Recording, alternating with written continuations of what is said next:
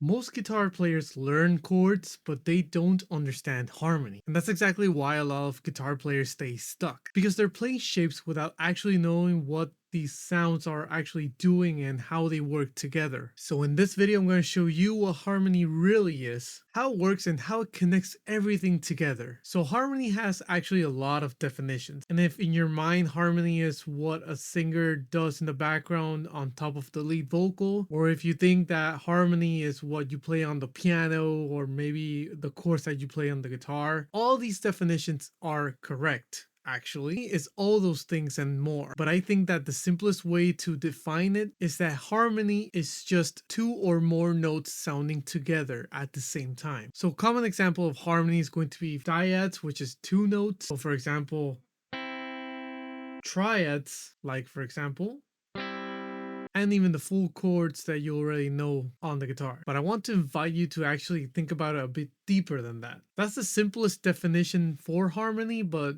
it's not the whole range of what harmony can be. And I want you to think about harmony deeper than just more notes at the same time, even though that's correct. But really the thing here is that harmony is actually the relationship between those notes and how you tell your story and what you want to say through those notes. And on that note, the relationship between these notes most often stack thirds. That's what defines what the chord is. Is it a major chord, a minor chord, a dominant chord? We know this because of the relationship between those stacked notes. Like for example, how between C and E you have a major third because that has a specific relationship, a specific distance, a specific connection to one another. And if you change that E natural to E flat, you suddenly have a minor third. That's a completely different relationship between those two notes. The third in a chord defines what main quality it has. A major third corresponds to a major chord and a minor third corresponds to a minor chord. But it goes deeper than that because the third is part of what we call the color tones, which are the notes that define all the main qualities of a chord. So if the third is gonna define the first main quality of the chord, if it's major, minor, etc., then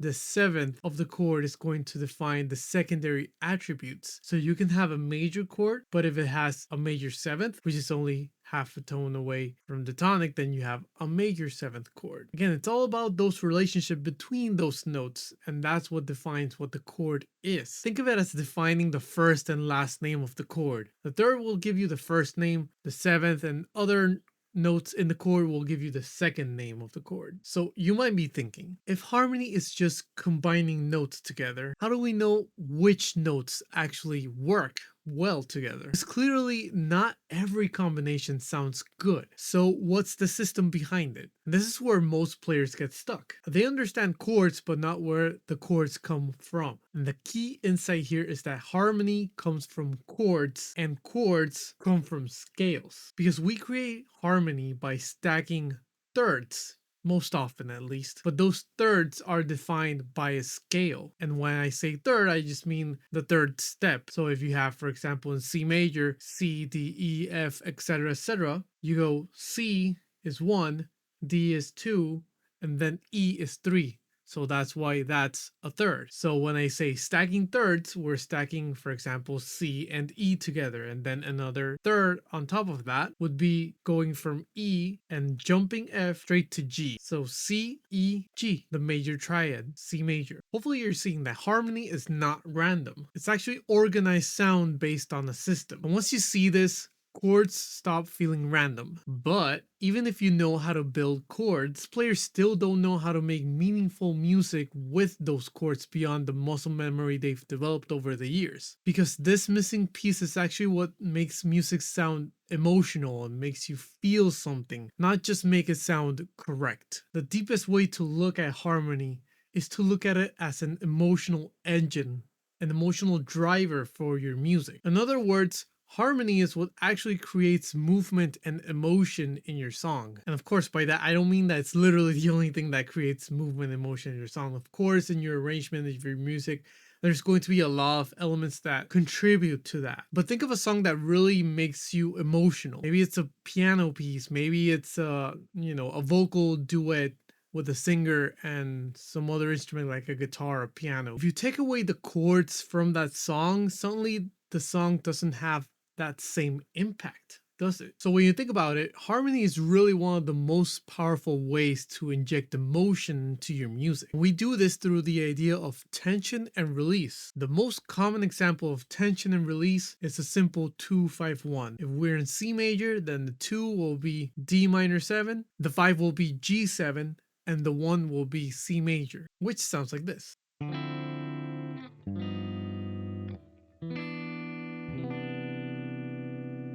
And the reason that this chord progression has become the de facto way of defining tension and release, and it's kind of been the backbone for so many styles of music like jazz and otherwise, is because of how strongly it creates tension when we go to that G7. And that's because of two notes that are in the chord. And those specific notes are the third and the seventh, what we talked about earlier, the color tones of that chord. But specifically in a dominant chord, the interval they create is a raised fourth, which we've come to know as the tritone, which is one of the spiciest intervals. That sounds like this.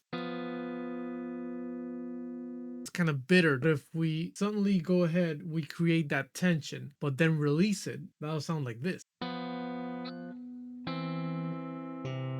See that movement there? We create the tension, and then we resolve it.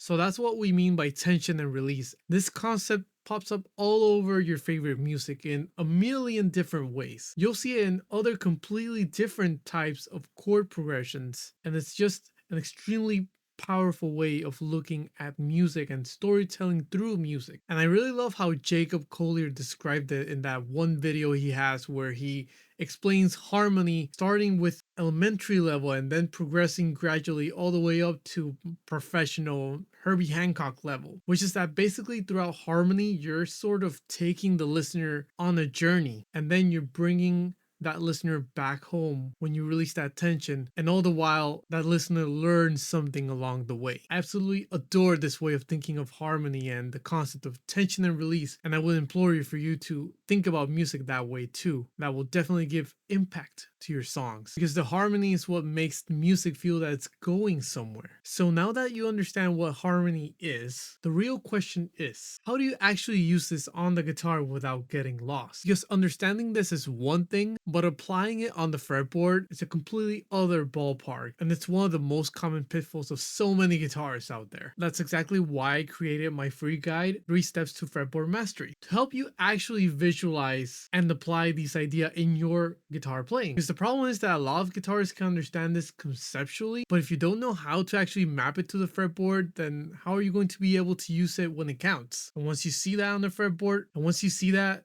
it'll make you so much more confident and so much more musical in your playing. I'm sure it's going to inspire you to write even more great music. So if you want that, you can grab it at the link below for free. And until next time, keep practicing.